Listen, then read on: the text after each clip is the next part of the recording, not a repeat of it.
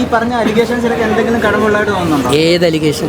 ഈ അഖിൽമാരാർ പറഞ്ഞ നമ്മൾ ഞാൻ ചോദിക്കട്ടെ, ഇപ്പോൾ കഴിഞ്ഞ കുറേ ദിവസം കൊണ്ട് നമ്മൾ ഷോയെക്കുറിച്ചാണോ പറയേണ്ടത്, ഏതെങ്കിലും ഒരു വ്യക്തിയുടെ പേരെക്കുറിച്ചാണോ? ഈ വ്യക്തി ഇപ്പം ഞാൻ പറയട്ടെ, ഇപ്പം കഴിഞ്ഞ ദിവസം ഒരു സിനിമയുടെ ഒരാളിനെ കുറിച്ച് ഉള്ളൊരു ഇഷ്യൂ, ഇപ്പോൾ കേസിൻ്റെ സംഭവത്തും അങ്ങനെ പോയി. ആ കുട്ടി ചെയ്തത് എന്താണ്? അന്തസ്സായിട്ട് പോലീസ് സ്റ്റേഷനിൽ കൊണ്ടുവന്ന് കേസ് കൊടുക്കുകയല്ലേ ചെയ്തത്, അല്ലേ? അപ്പം എന്തെങ്കിലും ഒരു ഇഷ്യൂ ഉണ്ടായാൽ ഒന്നുകിൽ പ്രതി ഏത് വാദി ഏതെന്ന് വ്യക്തമായി പറയണം, അല്ലേ? വാദി ഒരു പെൺകുട്ടിയാണ്, അത് പീഡനത്തിന് വിധേയമായ കുട്ടിയാണെങ്കിൽ അത് ഇരയായി, അതിനെക്കുറിച്ച് പറയാനേ പാടില്ല, ആ കുട്ടിയുടെ പേര് പറയരുത്, അത് നിയമവിരുദ്ധമാണ്, തെറ്റാണ്. ഓക്കെ, ശരിയല്ലേ? പക്ഷെ പ്രതികളുടെ പേര് പറയാമല്ലോ. പ്രതികളുടെ പേര് അപ്പോൾ ഏഷ്യാനെറ്റിലെ മുൻനിര ആൾക്കാർ, ബിഗ് ബോസിലെ മുൻനിര ആൾക്കാർ, പ്രമുഖർ എന്നൊക്കെ പറയുമ്പോൾ അതിനകത്ത് ജോലി ചെയ്യുന്ന എല്ലാവരുടെയും മുഖത്തേക്കല്ലേ ഈ വിരൽ ചൂണ്ടപ്പെടുന്നത്?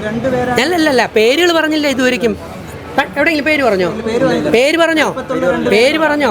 തലപ്പത്തുള്ള നല്ല പ്രമുഖരായിട്ടുള്ള കുറേ പേര് ഞാൻ അറിഞ്ഞ.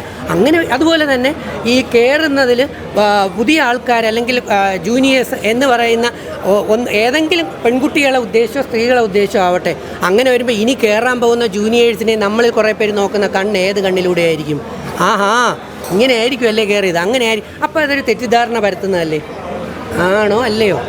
അത്രേ ഉള്ളൂ. അപ്പോൾ പ്രതികളുടെ പേരെങ്കിലും പറയണ്ടേ? അതുകൊണ്ട് ഞാനൊരു കാര്യം നിങ്ങളുടെ മുമ്പ് വെച്ച് ഫൈനലൈസ്, ഇത് ലാസ്റ്റായിട്ട് ഞാൻ ഈ ഒരു വിഷയത്തെക്കുറിച്ച് പറയുകയാണ്. ഒന്നുകിൽ ഈ വിഷയം ഉദ്ധരിച്ച ആ ആൾ തന്നെ പ്രതികളുടെ പേരെങ്കിലും പറയണം, അല്ലെങ്കിൽ എന്ത് ചെയ്യണം, ഈ ആൾ തന്നെ വാദിക്ക് വേണ്ടി സമൂഹത്തിലിറങ്ങി നിയമ നടപടികൾ നടത്തി അവർക്ക് എന്ത് നീതി വാങ്ങിച്ച് കൊടുക്കണം, അല്ലേ? ശരിയാണോ തെറ്റാണോ? അല്ലാതെ സ്വന്തം യൂട്യൂബിലേക്ക് വന്നിരുന്ന് ചുമ്മാ ആൾക്കാരെ വിളിച്ചു വരുത്തി അല്ലെങ്കിൽ എപ്പോഴും ഒരു ലൈവ് ലൈറ്റ് നിൽക്കാൻ വേണ്ടി ആര് ചെയ്താലും. ഇപ്പോൾ ഞാൻ നേരത്തെ തന്നെ പറഞ്ഞു, ഈ ഷോ കഴിഞ്ഞിറങ്ങി ഇതിന് മുമ്പും ഉണ്ടായിരുന്നു ചിലർ കുറേ PR വർക്കുകൾ, എവിടെ പോയാലും തുമ്മിയാലും തൂറിയാലും തുമ്മിയാലും ചീറ്റിയാലും അല്ലെങ്കിൽ ഛർദ്ദിച്ചാലും അങ്ങോട്ട് പോയാലും ഇങ്ങോട്ട് പോയാലും കുറേ PR വർക്കുകളെയും കൊണ്ട് കിടന്നിട്ട് ഇങ്ങനെ ഈ അല്പന ഐശ്വര്യം വന്ന അർദ്ധരാത്രി കൊട പിടിക്കുമെന്ന് പറയുന്ന രീതിയിൽ ഇങ്ങനെ നടക്കുമ്പോൾ വളരെ വേദന തോന്നാറുണ്ട്. പ്രത്യേകിച്ച് ഇവരൊക്കെ രാഷ്ട്രീയത്തിൽ നിൽക്കുന്ന ആൾക്കാരാകുമ്പോൾ നാളെ MP MLA മന്ത്രിയൊക്കെ ആയിട്ട് വരേണ്ട, ചുമ്മാ വായി തോന്നുന്നു പറഞ്ഞുകൊണ്ട് നടക്കരുതെന്നുള്ള അനിയന്മാരെ പോലെയുള്ള ആ സ്നേഹം കൊണ്ട് അവർക്കൊക്കെ വേണ്ടി ഞാൻ വീഡിയോ ഇട്ടിട്ടുള്ളതാണ്, ഓർമ്മയുണ്ടല്ലോ, അല്ലേ? ഇവരൊക്കെ നിന്നപ്പോൾ ഞാൻ വീഡിയോ ഇട്ടതും സപ്പോർട്ട് ചെയ്ത ആൾക്കാരാണ്. അതുകൊണ്ട് ഇനി ഇവരുടെ കാര്യത്തെക്കുറിച്ച് ഞാൻ ഇന്ന് ഈ നിമിഷം കൊണ്ട്, ഇന്ന് മെയ് 31 നാളെ ജൂൺ 1 മുതൽ ഈ ഒരു വിഷയത്തെക്കുറിച്ച് ഇനി ചർച്ച ചെയ്യുന്നതല്ല. ഇനി 2, ഇത് തെറ്റാണ് എന്ന് തെളിയിക്കേണ്ട ബാധ്യത ആർക്കുണ്ട്? ഏഷ്യാനെറ്റ് എന്ന് പറയുന്ന ചാനലിനും ബിഗ് ബോസ് എന്ന് പറയുന്ന ഡയറക്ടർമാർക്ക് അതിൻ്റെ ഡയറക്ടേഴ്സിനും ഉണ്ട്. ശരിയല്ലേ? അപ്പോൾ ഒന്നുകിൽ അവർ ഈ പറഞ്ഞ ആരോപണം തെറ്റാണ് എന്ന് തെളിയിക്കാനായിട്ട് മുന്നിട്ടിറങ്ങണം, ശരിയല്ലേ? അവരും അനങ്ങുന്നില്ല എങ്കിൽ, അല്ലെങ്കിൽ ഈ പറഞ്ഞ ആക്ഷേപം ഉന്നയിച്ച ആൾ ഇത് ശരിയാണ് എന്ന് തെളിയിക്കാനായിട്ട് ഇതൊന്നും ചെയ്തില്ലെങ്കിൽ നമ്മൾ തമ്മിൽ ചുമ്മാ എന്നും ഇതേ വിഷയം പറഞ്ഞിട്ട് ആർക്കൊക്കെയോ വേണ്ടി വാലാട്ടിപ്പട്ടികളെ പോലെയല്ലേ നമ്മളൊക്കെ നടക്കുന്നത്, അല്ലേ?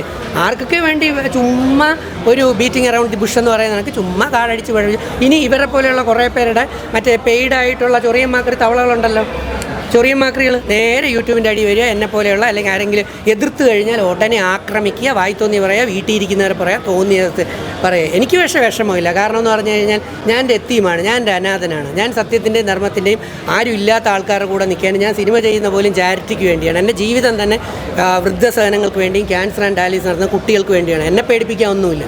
ഞാൻ ഇന്ന് പോണ വഴിക്ക് പോയാൽ പോട്ടെന്നോ, എന്നെ ഓർത്ത് ആരും കരയാനോ ദുഃഖിക്കാനോ ഒന്നുമില്ല.